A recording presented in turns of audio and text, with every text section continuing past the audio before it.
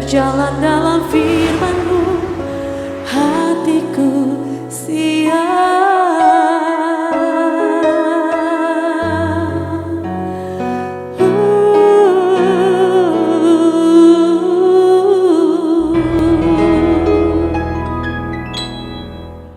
Shalom God Lovers, sedang berjumpa kembali dalam program Raised in God malam hari ini.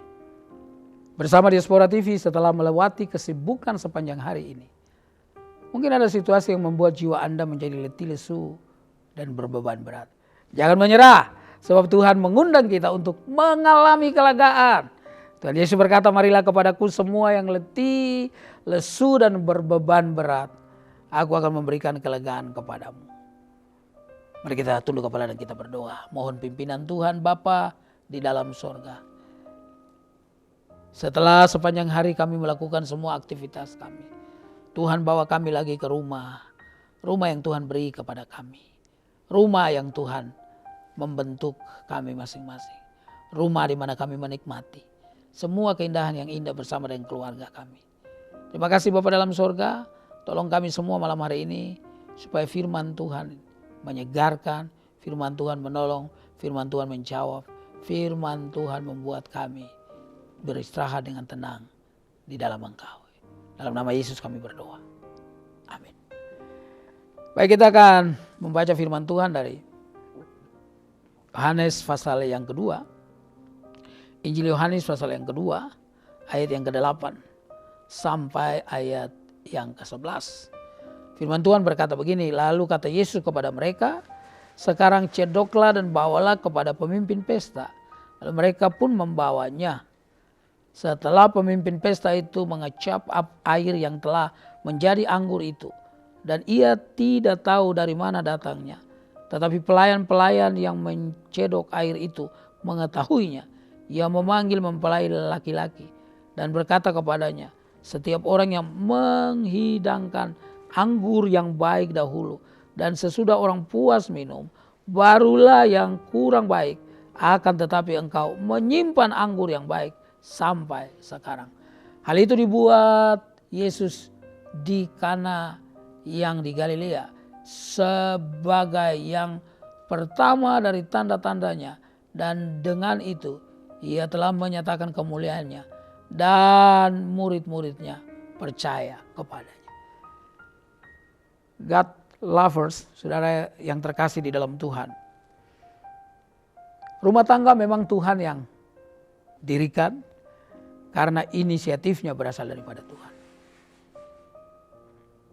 Adam dan Hawa diberkati oleh Tuhan. Dan melalui Adam dan Hawa itu saudara dan saya ada saat ini. Karena lembaga keluarga itulah Tuhan yang dirikan. Maka saya percaya Tuhan juga bertanggung jawab untuk lembaga itu. Ketika saudara dan istrimu atau saudara dan suamimu, saudara dan pasanganmu, ketika maju ke depan, berlutut, gembala hamba-hamba Tuhan, lalu kemudian mengelurkan tangannya, memberkati Anda. Sejak saat itu Anda sah sebagai suami istri. Dan sejak saat itu Anda dan saya sebagai orang-orang yang menikah, kita menjadi orang-orang yang siap dijaga oleh Tuhan. Bicara tentang keluarga pasti tidak gampang, tidak mudah. Bicara tentang keluarga pasti banyak tantangannya. Bicara tentang keluarga ada suka dukanya. Tetapi Tuhan sangat melarang untuk kita menjadi orang-orang yang menjauhkan diri dari Tuhan. Apalagi kemudian sebagai suami istri menjauhkan diri satu dengan yang lain. Waktu kita berkeluarga, kita berkomitmen saudara-saudara yang terkasih untuk hanya maut saja yang memisahkan kita. Karena itu saudara-saudara yang terkasih, ketika kita tinggal bersama-sama dengan seseorang, suami kita kah, istri kita kah, maka saya percaya ada banyak penyesuaian yang terjadi. Banyak hal-hal yang menegangkan. Kenapa saudara yang terkasih? Kadang-kadang kita bisa berbeda suku. Kita menikah. Dan kita hidup bersama-sama dalam satu rumah. Itu tidak gampang. Bahkan ada yang satu suku pun tidak gampang, saudara yang terkasih. Tetapi saya yakin dan percaya Kalau kita terus membiarkan Tuhan yang menolong kita, kita terus membawa semua pergumulan kita kepada Tuhan, maka dalam penyesuaian tiap-tiap hari itu, sesuatu yang tadinya begitu berbeda, sesuatu yang tadinya begitu sulit, kita akan melihat ternyata indah sekali. Kalau kita membiarkan hidup kita sebagai keluarga dijaga, ditopang, diarahkan, dibimbing oleh Tuhan melalui kebenaran firman Tuhan. Saudara membaca Yohanes 2 ayat 1 sampai 11 sebenarnya itu ayatnya. Ini merupakan sebuah peristiwa yang menarik saudara yang terkasih di sebuah kampung di daerah Kana. Ada pesta perkawinan, ada ibu Yesus yang datang, ada Yesus dan murid-murid juga datang ke sana. Jadi Yesus itu kehidupan sosialnya juga jalan dengan baik. Saudara dan saya tinggal di negeri ini Indonesia yang kita kasihi. Kehidupan sosialmu juga harus jalan dengan baik. Kalau Anda bertetangga, jangan sampai tidak kenal tetangga. Kita harus kenal tetangga kita. Karena sebagai orang percaya, kita juga harus punya kehidupan sosial yang baik. Dan saudara yang paling dekat itu adalah tetangga saudara. Saya masih ingat dulu saya tiba-tiba sakit. Yang membawa saya ke rumah sakit adalah tetangga saya. Karena itu kehidupan sosial kita harus baik. Nah ketika murid-murid ada di sana. Ketika ibu Yesus juga ada di sana. Lagi sedang berpesta, pengantin dengan teman-temannya datang. Barangkali ada keluarga-keluarga mereka datang. Ada orang-orang berkumpul, ada para undangan. Mungkin ada orang-orang yang terhormat di kampung itu datang. Tapi tiba-tiba ada sebuah peristiwa yang sangat tidak mereka harapkan terjadi. Kehabisan anggur. Mungkin keluarga ini, saudara yang terkasih, mereka termasuk keluarga yang dilihat oleh orang-orang di sekitar mereka. Artinya orang-orang mengenal mereka sebagai keluarga yang baik, yang punya pengaruh sehingga ada banyak orang datang. Tapi persoalannya anggur habis saudara. Persoalannya anggur habis. Dan itu sebuah kebutuhan di dalam sebuah pesta yang gak boleh habis saudara-saudara yang terkasih. Kepanikan terjadi. Ada bayang-bayang rasa malu yang besar sedang menanti. Karena itu saudara-saudara yang terkasih di dalam Tuhan Yesus. Ibu Yesus juga mendengarkan. Dan dia tahu bagaimana akibatnya nanti kalau tidak ditolong. Dia tahu bagaimana orang akan memperguncingkan hal ini. Masa sudah tahu banyak orang datang tidak menyiapkan anggur yang cukup.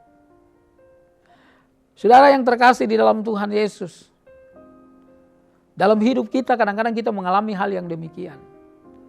Ada hal-hal yang dalam hidup kita yang kita tiba-tiba mengalaminya. Kaget tapi tidak tahu mau buat apa. Tapi kita bersyukur ada ibu Yesus yang kemudian lapor sama Yesus dan bilang sama Yesus, mereka kehabisan anggur. Mereka kehabisan anggur. Tidak tahu lagi mau buat apa. Ada bayang-bayang rasa malu yang besar yang sedang menanti keluarga ini di depan. Saudara yang saya kasih di dalam Tuhan. Kalau saudara membaca di peristiwa ini waktu Yesus melapor. Maksud saya waktu ibu Yesus melapor kepada Yesus.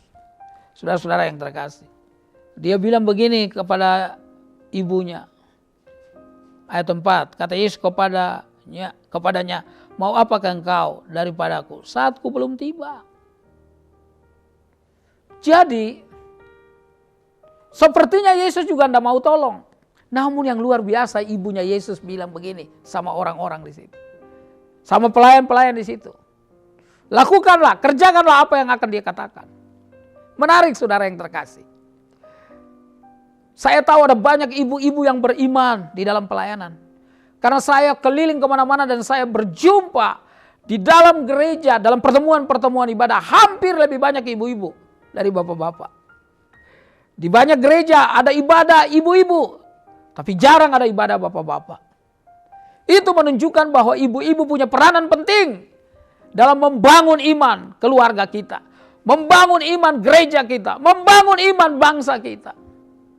Masih ingat seorang wanita di kota Sikar, yang ketika dia berjumpa dengan Yesus di sumur, dia pulang dan dia beritakan tentang Yesus yang sudah mengatakan hal-hal yang luar biasa kepada dia.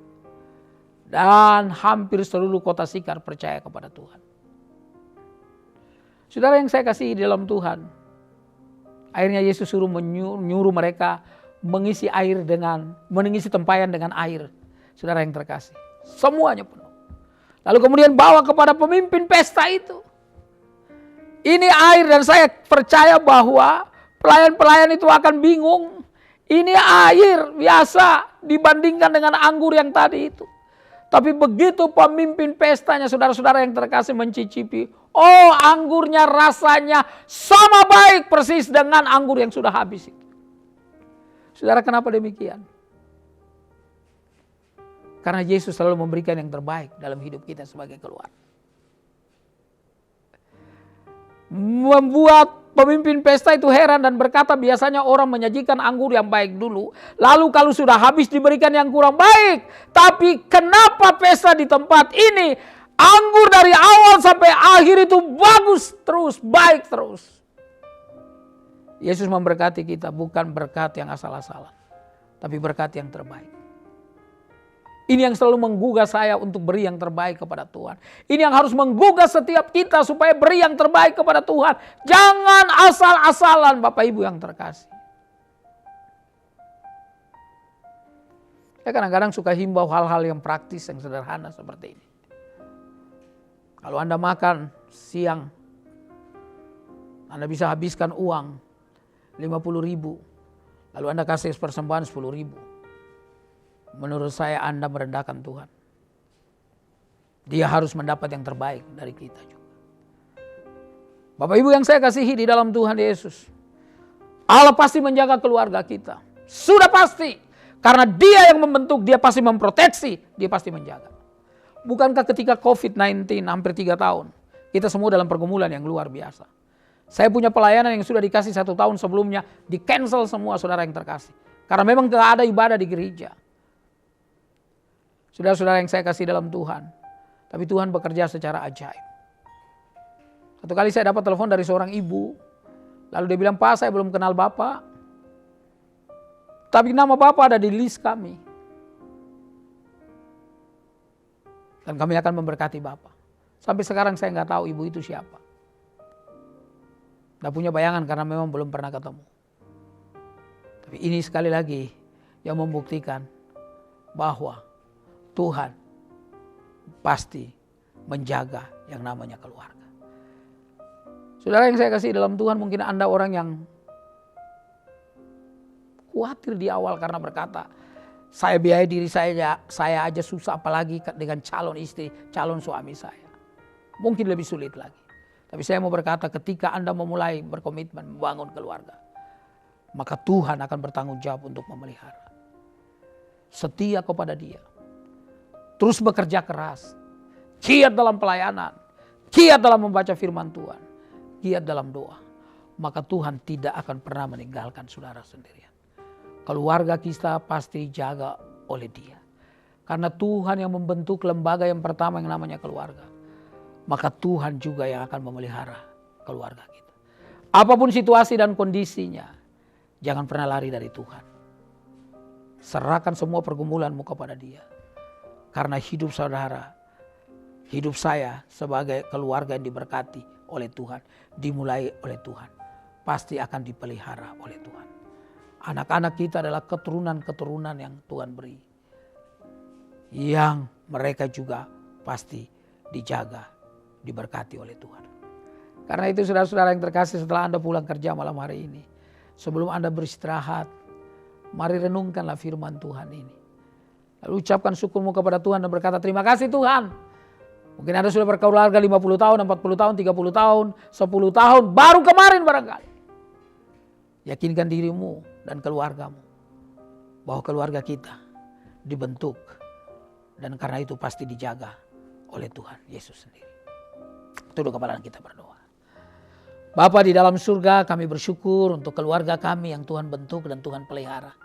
Kami berdoa situasi-situasi kadang-kadang yang timbul di sekitar kami membuat kami sulit dalam pergumulan dan ada hal-hal yang kami sulit untuk jawab. Tapi bukankah perkawinan di Kana juga adalah sesuatu yang bisa membuat keluarga ini menjadi malu. Tapi ada Yesus di sana dan Yesus membuat sesuatu yang luar biasa menjadi kesaksian. Kalau Yesus yang memberkati, maka Dia selalu memberikan yang terbaik. Ampuni kami kalau selama ini kami berikan sisa-sisa, waktu kami yang sisa, persembahan kami yang sisa-sisa. Kami mau Tuhan mulai hari ini, kami memberikan kepada Engkau juga yang terbaik. Karena itu yang Tuhan sudah lakukan untuk kami. Terima kasih Bapa dalam surga, kami menyerahkan waktu istirahat kami hanya di dalam nama Tuhan kami Yesus Kristus. Amin. Saudara, jika saat ini Anda atau keluarga mengalami pergumulan dan membutuhkan dukungan doa, di layar saudara ada nomor telepon yang bisa Anda hubungi. Tim doa kami akan mendoakan saudara. Silahkan jika Anda ingin memberikan komentar di ruang komentar di channel Diaspora TV. Mazmur 4 ayat 8-9 berkata, Engkau telah memberikan sukacita kepadaku lebih banyak daripada mereka ketika mereka kelimpahan gandum dan anggur. Dengan tentram aku mau memberikan diri lalu segera tidur. Sebab hanya Engkaulah ya Tuhan yang membiarkan aku diam dengan aman. Selamat beristirahat dan nikmatilah Rest in God malam hari ini. Tuhan Yesus memberkati. Hatiku siap